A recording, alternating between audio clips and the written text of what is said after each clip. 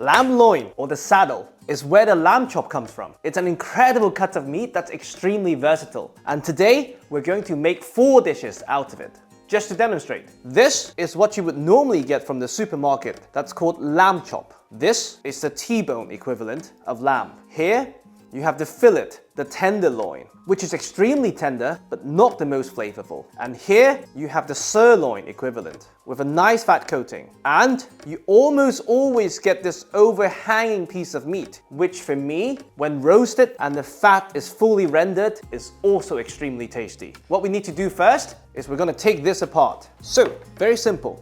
Once again, we have our T-bone here, fillet on one side, sirloin on the other. First, we're going to remove this overhang of meat with some of the fat. Very simple. Butchering, when done fast, for me is art form. When you have the time, it's a game of patience. It's very hard to go wrong. So once I've identified where the sirloin ends and the fat begins, this is where I'm going to cut. So you follow this line. Perfect. Now we remove some of the fat. Again, you can even pull this off once you find where they connect. Minimal incision. That's it. Beautiful lamb fat for you. And we have this wonderful piece of flesh with a beautiful fat coating. Now, we take off the sirloin. Once again, you find the T and you make a small incision here, following the bone. Once you've opened this up, you just keep slicing, following the bone as tight as possible.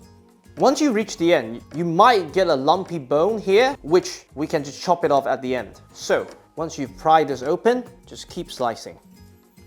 Once again, you follow the bone. Beautiful. Now, we do the same for the tenderloin. Again, you follow the bone as close as possible. Once you get to the end, you can even follow the muscle fibers and pull this whole thing off. Tear off the excess fat and membranes. Beautiful. Now, we have our bone, we have our beautiful fillet, the sirloin, overhang, and the fat. What we're gonna do first is we're gonna make a lamb broth with the bone. So, just to make it easier for the cooking process, we'll cut in between the bones, and we'll take the bone apart, like this. We add the bones to our pot. We add a few pieces of ginger offcuts. This would tame a bit of the gaminess. If you like your lamb broth extremely gamey, you can even skip this step. Now, we add cold water to a cold pan, just enough to cover the lamb bones. And we bring it to a boil. Now, once you've brought this to a boil, you can see the so-called scum or blood floating to the top. In essence, it's actually just protein and myoglobin. If you don't care for a clear broth, you can even skip this step. But if you want a clear lamb broth, this is what you do. Keep skimming off the top. Perfect. Once there's not much left to skim, stove off, and we migrate the whole thing to a pressure cooker. If you want to go the extra mile, pour all the water away. Run this whole thing under cold running water. Scrub it as much as you want. You'll yield a cleaner broth. I normally don't bother. We pour everything in. And to that, we're going to add some radish. Wash them before, of course. And to that, I like to add a bit of coriander. You're not even gonna feel it at the end, but it works so well with lamb. Tiny bit of celery. We season with salt. Remember, we've not seasoned this at all. And we cover it with just enough water. Cover, and we bring this to 2 bars of pressure, and we cook it for an hour. If you don't have a pressure cooker, you can do the same thing and just cook it for 3. You'll yield the exact same result. So pressure cooker on, and let's deal with the rest. So, for what I like to call as the overhang, I'm sure there's a more scientific term to call this. By the way, this is something they normally trim off, so don't let your butcher charge you for it. Normally, they'll give it out for free. For this, we have a lot of beautiful fat and a very thin layer of meat. What I like to do is I like to roast root vegetables with this. The lamb fat would render and bind with the vegetable, and it just gives it amazing flavors. To help this get started, optional scoring, just to help the fat render quicker. We're gonna shred it afterwards, by the way, so it's not like you have to be extremely careful not to cut through. And we season this extremely generously. Salt, black pepper. For those of you who have been following me for a while, yes, I have stolen Damian's pepper mill. And yes, it's amazing. Shichime togarashi. You can really use any spices you fancy on the day, so don't stress about it. I like it spicy. And lots of cumin. Oh yeah. We're gonna use this wonderful piece to roast some carrots today. So, take a carrot, peeler. With this recipe though, you can really use any root veg. Parsnips would work so well as well. Now, very simple, using my paring knife for the whole shoot for some reason. The smaller you cut them, the faster they cook, so there's no, again, depends on how much time you have and how you want your carrots to look. Because it's a very thin piece of meat, you don't want to roast it for too long. Now, I think that's enough for 2 people. Even though we're counting on the fat to render, just to prevent the sugar content from the carrots from burning, we still have to add a small dash of olive oil, just to help them get started. Once again, a bit of salt. Not too much, because we're very generous with the lamb. Black pepper. Just to reinforce the kick, a bit of sashimi. We're not going to add the cumin to the carrots. A bit of a mix. And this beauty goes directly on top. And this will go into a 180 fan oven for approximately 45 minutes, during which I will give it a mix approximately 25 minutes into the process. Next up, we have the beautiful tenderloin. So this cut is also wonderful for lamb tartare, if you're okay with raw lamb. Today, we're gonna make some skewers, semi-Japanese style, with some scallions. And because this is a very lean piece of fillet, with some help from this beautiful fat. Let's do it. So, you want relatively chunky cubes, like this. It's no secret, if you want them to be same size, just measure them against the other one. You don't have to. This is one piece. Now, to give them extra flavor, we do the same. We trim off the ugly fat, of course, because no one wants that. And we make similar sized cubes with the lamb fat. And trust me, they will render out and shrink so much, you might not even detect them at the end. Ugly fat. Beautiful. And one key to season your skewers, I find personally at least, you don't wait till they're beautifully skewered to season them, because you couldn't reach the touching side. So you go while they're still cubes. You go generously, given the amount of fat content. This way, they're evenly seasoned, all 6 sides. I mean, I could just do the shichime and cumin mix again, but just for fun, we're gonna make a teriyaki glaze later. Now we take some scallions. For this dish, you only really want the white bits. Again, similar size to the cubes. Now, the fun bit, if you've done this a gazillion times, you can do it mid-air in a very badass manner, such as this. But if it's your first time doing it, I would always recommend scallion on the board, skewer going down, then you can pull, just to not kill anyone. Now, because it's the fillet, I always go double fat. So, scallion, fat, okay, this is double fat, okay. Fillet, back to fat, save scallion, more fat. Beautiful.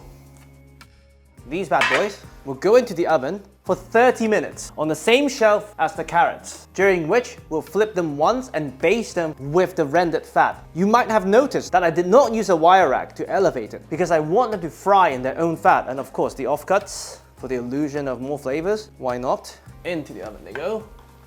And now, the sirloin. My favorite part of the cut. And today we're going to make a very simple stir fry with scallion, which really heightens the goodness of this Welsh lamb. And it takes maximum 10 minutes to make. Let's do it. Now, to do the stir fry, we flip the skin side down and we slice. Not too thin, by the way, because you have to factor in the shrinkage. So, decent size pieces, like this.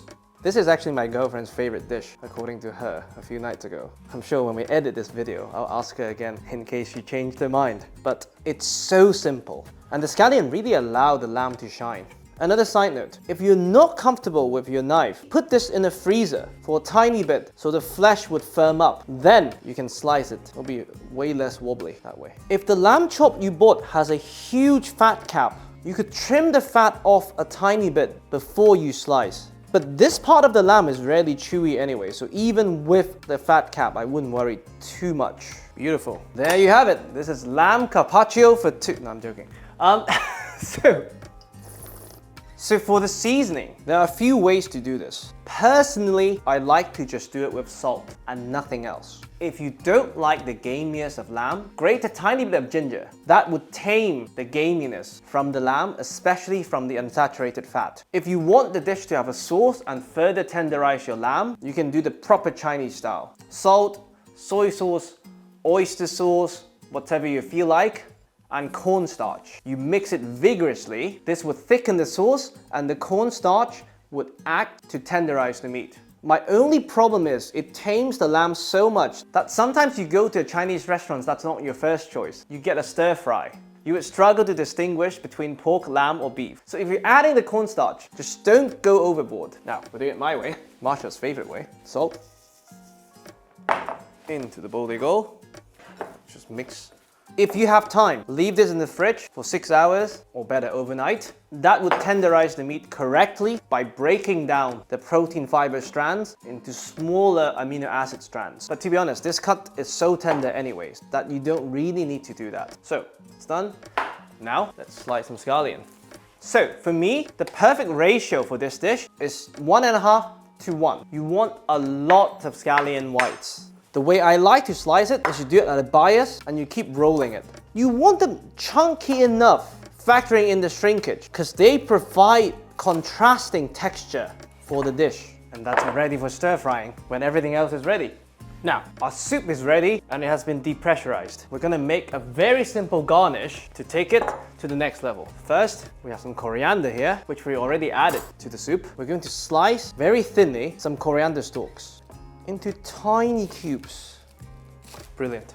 And they go directly into the bottom of the serving bowl.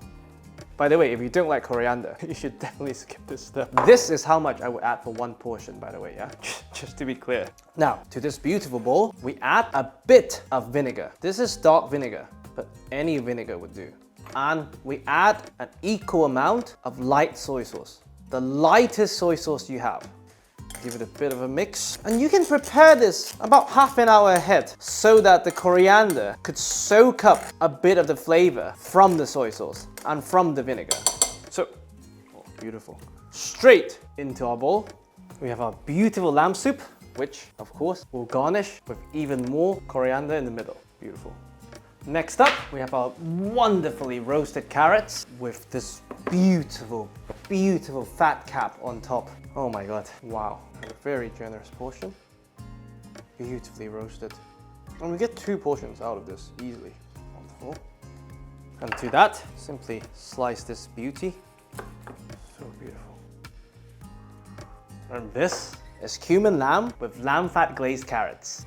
And now, just before the skewers come out, we're going to make the world's simplest teriyaki sauce. Mirin and soy sauce. No need for sake, no need for anything else. We grab our saucepan, high heat. Once the saucepan is smoking hot, mirin goes in and it's going to splash a bit. It's the dramatic effect what we're going for, right? And you reduce this vigorously down to a glaze. All right, once it's syrupy, you add the soy sauce. If you have dark soy, great. If not, it's okay. You should never buy teriyaki sauce. I mean, this has more mirin than any teriyaki sauce you'll ever buy. Whenever you're not sure, just lift it and check for consistency and see if it's glazing the side of your saucepan and you have this shine. It's almost like a mirror. Because it's a glaze, you want to go slightly further. That's it. Stove off. Perfect. Now, the skewers. Beautiful. Wow. Just look at that. The meat is beautifully caramelized. The fat has rendered fully and it's almost crispy. This is wonderful. Oh yeah. Just to even out the flavors. Wonderful. Wow. My best work, and it just looks better with one skewer. This is my horrible interpretation of fine dining. And of course, beautiful teriyaki glaze. Amazing. And this is lamb fillet skewer with a teriyaki glaze. Now, for the grand finale, Marsha's favorite dish. We do the stir fry of the sirloin with scallions. Hot pan.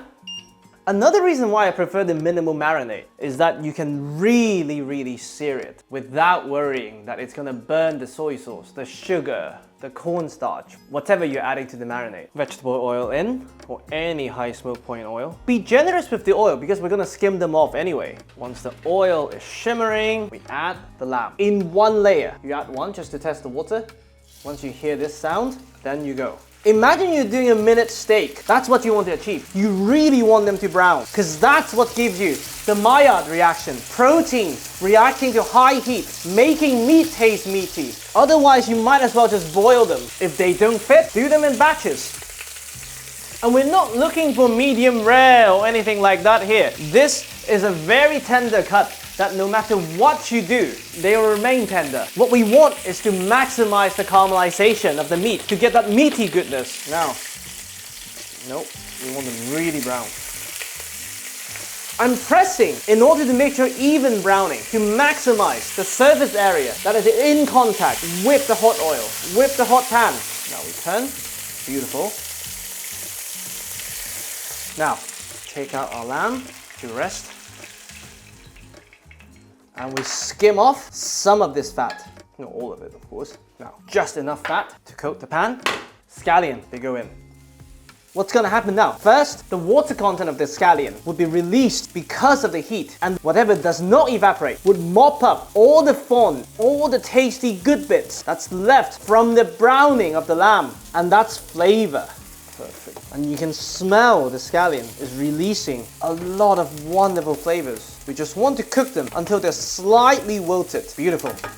Now, lamb, they go back in with the resting juices, and you mix. Perfect. Now, last minute, the smallest dash of light soy sauce, not for seasoning, just for a bit of extra umami. Make it more savory. Oh, this looks amazing.